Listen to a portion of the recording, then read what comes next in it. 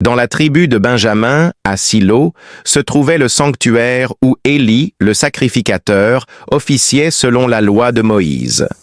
Chaque jour, 2 sacrifices d'agneaux sans défaut étaient offerts, matin et soir, en hommage à Dieu. Seigneur Tout-Puissant, Dieu d'Israël, je me tiens humblement devant toi, conscient de la responsabilité que tu m'as confiée.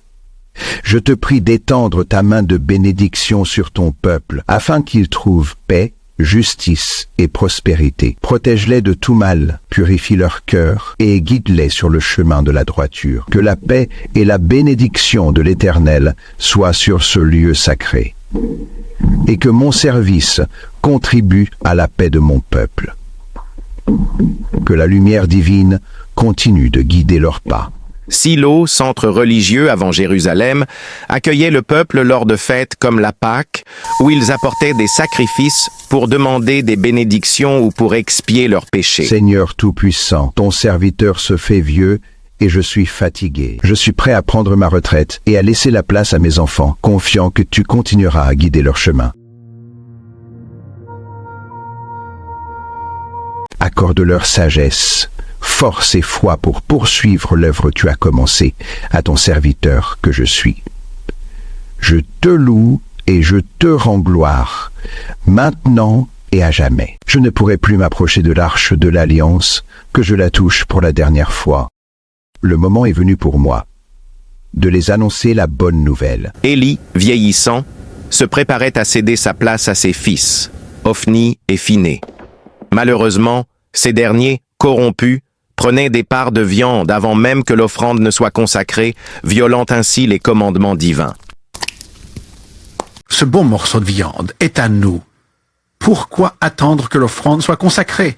Nous pouvons en prendre dès maintenant, personne ne dira rien. Tu as raison, Ophni. Après tout, c'est notre droit en tant que prêtre. Qui va nous arrêter? Les gens respectent notre pouvoir. Aujourd'hui, je vais prendre mon congé. Je n'irai pas offrir le sacrifice du soir à Dieu. Il va me pardonner, car le pardon est son nom. Leur comportement immoral, notamment leur abus envers les femmes du temple, blessait profondément Dieu. Il y a ces femmes qui viennent au temple. Elles sont riches et à notre disposition. Pourquoi attendre? Nous pouvons en profiter dès que l'occasion se présente. Phiné, tu as raison. Leur présence nous donne encore plus de contrôle. Nous devons agir selon nos désirs. On deviendrait riche grâce à ces femmes. Et si nous décidions de passer la nuit avec l'une des femmes présentes au temple, elle ne dira rien à personne, craignant que nous ne la maudissions. Je vais devoir choisir la femme qui va partager notre couche ce soir. Ce soir, on fait la fête. Elle n'a parlé à personne, et personne n'est au courant de la situation. Notre secret reste bien gardé. Ce dernier, indigné par leur conduite, décida de les retirer du service sacerdotal, car leur mépris pour ses lois et leur immoralité altérèrent la sainteté du lieu.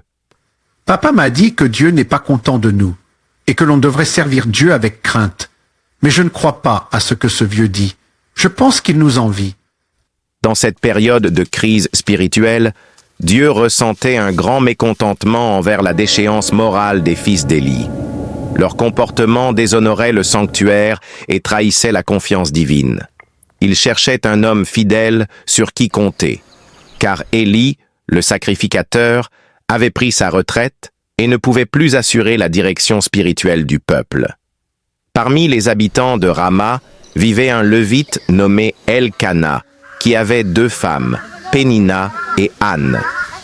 Pénina, qui avait des enfants, se moquait d'Anne, qui était stérile. Regardez-moi cette stérile. Tu ne seras jamais maman. Mieux vaut pour toi devenir ma servante. Et tu dois traiter mes enfants comme des princes. Elkana sera à moi. Elle la traitait de stérile, ce qui blessait profondément Anne. Qui est la plus belle dans cette maison? C'est moi. Qui a des enfants dans cette cour? C'est toujours moi. Qui est béni de Dieu? C'est encore moi. Anne, pourquoi pleures-tu et ne manges-tu pas?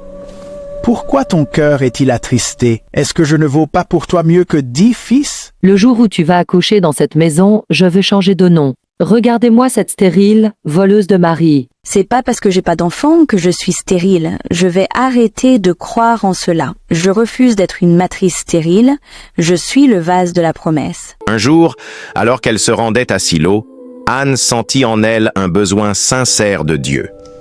Elle comprit que son problème de stérilité ne faisait pas d'elle une femme stérile, mais plutôt une matrice de la promesse. Elle décida alors de changer sa manière de prier. Elle fit un accord avec Dieu en lui disant « Si tu me donnes un enfant, je te le consacrerai. » Éternel des armées, si tu regardes la détresse de ta servante, si tu te souviens de moi, si tu n'oublies pas ta servante, et si tu donnes à ta servante un enfant mâle, je le donnerai à l'Éternel tous les jours de sa vie, et aucune rasure ne passera sur sa tête.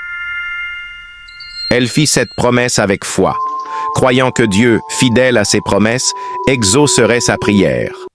Et Dieu, dans sa bonté infinie, répondit à cette foi sincère. Il exauça Anne en lui donnant Samuel, un enfant qu'elle consacra entièrement à Dieu. C'est dans ce contexte que Dieu, voyant la foi d'Anne et la dépravation des fils d'Élie, décida de placer Samuel dans son dessein. Samuel devint alors un instrument de la volonté divine, chargé d'accomplir de grandes choses pour le peuple d'Israël.